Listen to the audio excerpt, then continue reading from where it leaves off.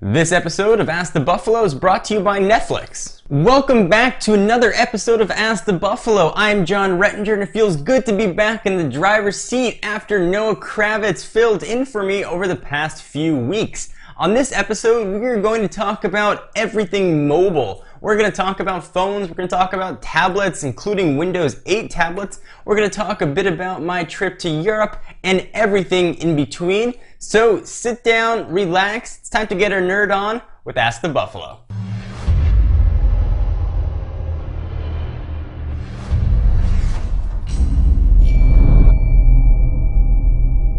I missed you guys. I am happy to be back hosting Ask the Buffalo. I am John Rettinger. If you want to get your questions in to be answered on Ask the Buffalo, you can do it one of two ways. First, you can go to technobuffalo.com. Once a week, we'll post an article asking for you to submit your questions, and all you gotta do is type them in the comments. Otherwise, if you want to send a message to me on Twitter, you could send it to either my personal account at John4Lakers or at TechnoBuffalo. Ask your question and use the hashtag AskTheBee. So I know you want your question to be featured on Ask the Buffalo. Obviously, we can't answer all of them, but I do try and get to as many as I can. Alright, so without further ado, let's go ahead and jump into the first question. This one comes from Emmanuel Davidoff, who asked, John, what do you think of the Samsung Galaxy Note? I had a chance to see the announcement of the Samsung Galaxy Note at the IFA or IFA trade show in Berlin, and everybody's jaws kind of dropped when they saw a 5.3-inch phone being announced, but those crazy specs. It's got a 720p display, that 5.3-inch display that I just mentioned.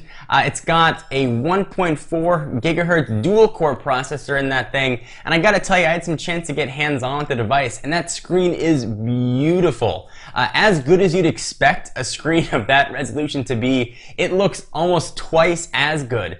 You'd think it's gonna feel really big in the hand. I did try doing the pocket test on it, and in normal dude jeans, it actually fit okay. If you sit down, you're not going to snap the thing in half, even though it is very thin. So you're actually going to be able to use this as a phone. It certainly felt weird up to your ear, something you could definitely get used to. One of the other cool things about the Note, which I think kind of went under the radar, is actually has a stylus. It's funny, now we're coming back to styluses. This one is actually magnetic, and it worked really well. Actually, at the Samsung booth at the IFA trade show, they had a caricature artist that would actually draw your picture on a Samsung Galaxy Note using that stylus and then email it to you right from there. It's kind of neat. So it works very well. If you can't tell, I'm excited about the Galaxy Note. It means I won't have to carry a tablet when I go anywhere, and I don't have to carry another phone. I can try and carry one sort of bridge device. So it's a big phone or a small tablet. Either way, it's probably going to have a place in my pocket. Our next question comes to us from technobuffalo.com from Nathan Cohen 2, who asks, what tablet do you recommend? iPad, BlackBerry Playbook, Samsung Galaxy Tab 10.1, etc. Well, in my mind, there are 3 tablets to really consider, and chances are you probably know which one or which camp you're going to fall into as far as things that are available right now. If you're on the Apple side or you're swayed by, the beauty and luster of Apple, certainly the iPad 2 is a great way to go. It's the market leader for a reason. You're getting a pretty powerful tablet in a thin form factor with a ton of applications. If you're more swayed towards Android and the openness of the platform and what it can do as far as multitasking and customizations, there are 2 choices which are absolutely outstanding. Choice number 1, and this is the thinnest tablet that really I've ever had my hands on that's been released at least. This is the Samsung Galaxy Tab 10.1. Assuming Apple doesn't sue Samsung again here in the US and get the sales halted, that is probably my preferred tablet of choice. On the Android front, it is an awesome tablet. It works really well. It's razor thin. The battery is solid. I've got some great additions to Honeycomb with Samsung's TouchWiz on there. It's just a great tablet overall. The screen is beautiful. I love the widescreen form factor of it. Just worked crazy well. It's also sort of a keyboard dock too, so if you need to take it to class and take notes, it's going to work out well for you. Speaking of keyboards, the tablet number 3 that deserves to be mentioned is the Asus ePad Transformer, which is an awesome tablet in its own right. It's got the same specs, pretty close at least, to the Galaxy Tab 10.1. It's got that beautiful TFT display, course, it's running Android Honeycomb, NVIDIA's Tegra 2 processor in there. It's got that same widescreen aspect ratio. And you can get, again, a keyboard dock, turns it into a laptop, hence that sort of transformer name to it. It worked well, it was smooth, you didn't have any delay.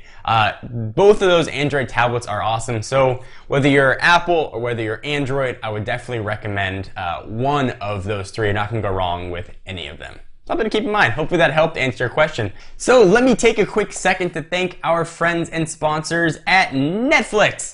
First of all, guys, I use Netflix. I use Netflix probably 3 times a week to watch TV shows while sitting downstairs. I stream them on my Apple TV right to my television. Sometimes I'll use the Xbox instead, depending how I'm feeling. It's a great way to get content right to your television. With more than 23 million members, Netflix is the world's largest subscription service, instantly streaming TV episodes and movies.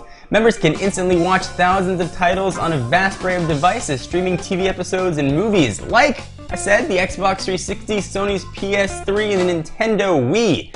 As a Netflix Unlimited member, you can instantly watch as many movies as you want, anywhere you want, for a low monthly price, no late fees or due dates. So for a limited time as a new member and a Techno Buffalo viewer, you can get a free 30-day trial membership. Just go to netflix.com/buffalo with a capital B. If you haven't tried Netflix, you really should. It's a great way to watch all your business. You can even ditch your cable box. Which I think Noah Kravitz actually did, using Netflix as his main way to watch content. Show your support for us, show your support for Netflix. Go to netflix.com/buffalo with a capital B. You're gonna get some awesome stuff.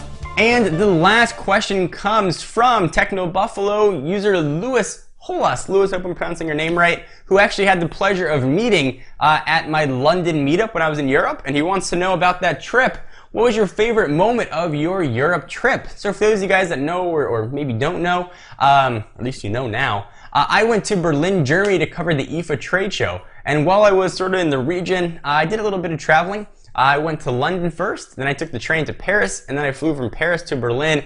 I hadn't been to any of those 3 places, or even the 3 countries those places are in, so I was really excited to go and check them out. While I was in London, I had a meetup. We had about 35 people come, and it was absolutely awesome. I went to, I believe it was the Covent Garden Apple Store. It's one of the largest stores in the country. Just had a great time. I really enjoyed it. That was probably my favorite moment from the trip. I was getting a chance to meet fans and to meet fellow nerds and get a chance to just talk to everyone. The people in London were awesome. I was really happy they had things on the street though that said look left, look right, because I probably would have gotten hit by a car 17 times. I forget they drive on the other side of the road. I'm not saying the wrong side of the road because it's right for them, but you definitely can forget while you're there. So I was very happy. Food was awesome. People were really friendly. I actually had some of the best Indian food ever in London. I'd never been to Paris, so it was really cool to see the city and the history, like walking through history. That was really, really cool. And then Berlin, I'd never been to Germany, so it was awesome to get a chance to not only meet some fans at the IFA trade show. Hey, Tim and Jesse. It was also really cool to sort of see the city and the history of Berlin. I'm kind of a World War II buff, so to sort of see where all these things happened and how the German people felt about what happened was really very interesting. And I got a chance to know some of the German geeks out there, so that even made it better. And I will say this, the German beer is awesome. So if you're over 21 and you have a chance to go to Germany, definitely give that a shot. It was just the whole trip was awesome. And I'm happy to be back at home though. You realize, so excited to go, but I'm so happy to come back home as well. So that was a bit of a personal story. Thank you for tuning in to another episode of Ask the Buffalo. For all your latest tech news, be sure to check us out on technobuffalo.com. I'm John Rettinger, and I'll see you in the next episode.